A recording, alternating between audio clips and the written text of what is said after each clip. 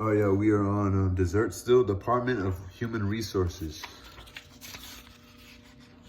All right.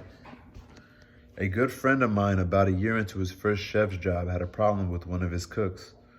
This particularly rotten bastard had been giving my friend a ride for quite a while, showing up late, not showing up, getting high at work, behaving insolently, and fomenting dissent among his coworkers. Convinced that the whole kitchen revolved around his station, his mood swings, and his toil, he felt free to becoming a raving, snarling, angry lunatic. A dangerously loose cannon rolling around on deck, just daring his chef and his coworkers to press the wrong button.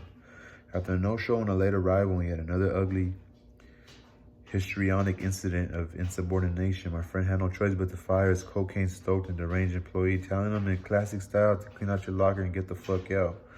The cook went home, made a few phone calls, and then hanged himself. Wow, it's a measure of what we do for a living that this kind of a thing could happen, and that my friend on his next visit to my kitchen was greeted with gestures of mimed strangulation.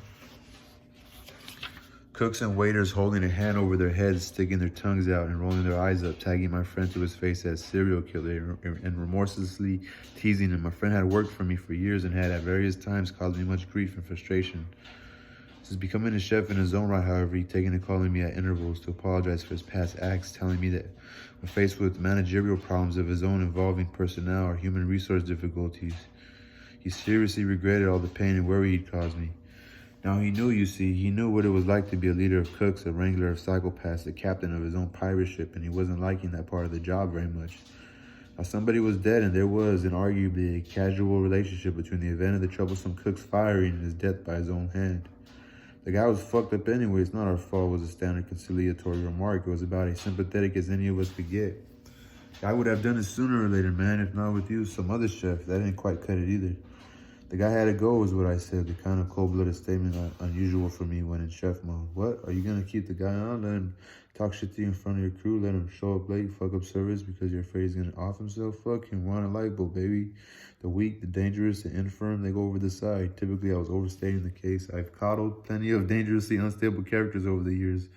I kept on plenty of people who I knew in the end would make me look bad and become more trouble than they were worth. I'm not saying I'm Mr. Rogers, the softy. Okay, maybe I am saying that a little bit. I appreciate people who show up every day and do the best they can in spite of borderline personalities, substance abuse problems, and antisocial tendencies, and I'm often inclined to have them every opportunity to change their trajectories to help them to arrive at a different outcome than the predictable one when they begin visibly to unravel. But once gone, quit, fired, or dead, I move on to the next problem. There always is one. There have been a lot of success stories out of my kitchens over the last 2 decades. Mostly Mexicans and Ecuadorians who own homes, have careers, enjoy the respect of their peers and their neighbors. They support families, drive their own cars, speak English fluently, all things I can barely do. I care about my crew and their problems. I go home Saturday night with the soaking cook getting crispy around the edges on my mind. Someone in my kitchen talking about going AWOL, exhibiting symptoms of the dreaded martyr mode. My weekend is ruined.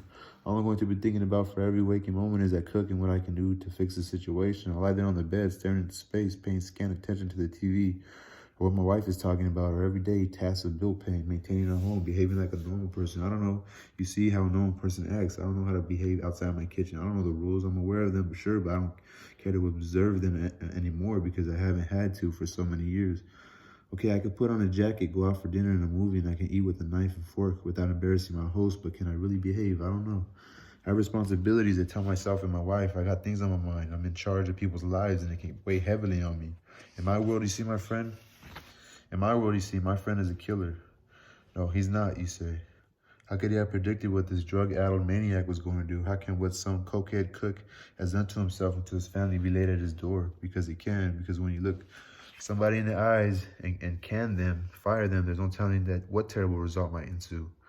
He might come at you with a meat cleaver or a boning knife. He might, like Adam, real last name unknown, drag you into court on whatever specious yet embarrassing grounds.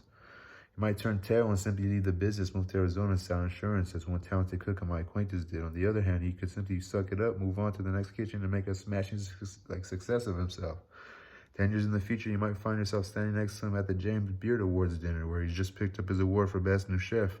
And resplendent in his tux, he turns in peace, smiling along your pant legs. These are all considerations when peering down the line at some troubled and troubling employee and pondering his fate. Survival has its cost. I took a fateful cab ride many years ago, rolling back from the Lower East Side with a bunch of close friends, all of us fresh from scoring dope. I jokingly remarked on an article I'd seen detailing the statistical likelihood of successfully detoxing. Only 1 of 4 has a chance at making it. Ha ha ha, I said, my words ringing immediately painful and hollow as soon as I'd said them. I counted our number in the back of that rattling checker marathon, 4, and right there I knew that it was one of us was getting off dope and staying off dope. It was going to be me. I wasn't going to let these guys drag me down and care what it took, how long I'd known them, what we'd been through together, how close we'd been. I was going to live. I was the guy. I made it. They didn't. I don't feel guilty about that. We're in a lifeboat, begins one of my standard inspirationals to do sous chefs. We're 4 days out to sea with no rescue in sight. There are 2 Snicker bars and a tiny hunk of salt pork left in our stores. And that fat bastard by the stern is getting crazier with every hour, becoming more and more irrational and demanding giving that Snickers bar long, lingering looks. Even though he's too weak to help with the rowing or the bailing anymore, he presents a clear and present danger to the rest of us. What with his leering at the food and his recently acquired conviction that we're plotting against him. What do? We kick Fat Boy over the side, I say. Maybe we even carve a nice chunk of rump steak off his thigh before letting him go. Is that wrong? Yeah, tough guy. Sure you do that. To which I say, you don't know me very well. Insurrection, a direct challenge to my authority, treacherous dereliction of duty. The time will come, my friend, when it's going to be you going over the side. I will tell my cooks this ahead of time. Contrive, conspire, manipulate, maneuver, and betray in order to get you out of my kitchen. Whatever the outcome to you personally, if an unexpected period of unemployment inspires you to leap off a bridge, hang yourself from a tree, or chug a lug quarter drain cleaner, that's too bad. The absolutes first attracted me to this business, along with that food thing, the black and white of it, the knowledge that there are some things you must do and some things you absolutely must not. What little order there has been in my life is directly related to this belief in clear right and clear wrong, maybe not moral distinctions, but practical ones. Another cook has to cover for you? Wrong. Chef spending too much time kissing your boo-boos, stroking your ego, solving your conflicts with coworkers? Wrong. Talking back to your leader? Wrong. You will soon become dead to me.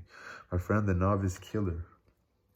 Feeling truly awful about what happened, said, Tony, I'm different than you. Have a heart. I laughed and took that for a compliment, which it kind of was. It was a backhanded one. I do have heart, you see. I've got plenty of heart. I'm a fucking sentimental guy once you get to know me. Show me a hurt puppy or a long-distance telephone service commercial, or a film retrospective of Ali fights or Lou Gehrig's last speech. And I'll weep in tears. I'm a bastard when crossed, though, no question. I bully my waiters, but at least I comfort myself afterward. When I wonder if maybe I went a little too far, at least I don't bite them on the nose, as one chef I know did. I don't throw plates much. I don't blame others for my mistakes. I am attentive to the weak, but willing, if merciless to the strong, who are not so eager to please. Though slothful to a fault in my off hours, I am not lazy at work, and I am fiercely protective of my crew, of my chain of command, of my turf. I've perjured myself on a cook's behalf. I will cut my nose off to spite my face. If a favorite cook's well-being is at stake, I will quit a job rather than let management, ownership, or anybody else toy with any member of my crew. I will walk out of a perfectly good situation if someone insists on squeezing my cooks for unreasonable amounts of extra work and no additional recompense. I'm not bluffing when I threaten to quit over principle. My loyalty, such as it is to my restaurant. That loyalty is not to the detriment of dedicated underlings. The ones who've hung with me, endured what I think should be reasonably endured, have done the right thing. Everything else is just noise, isn't it? So, that chapter was basically on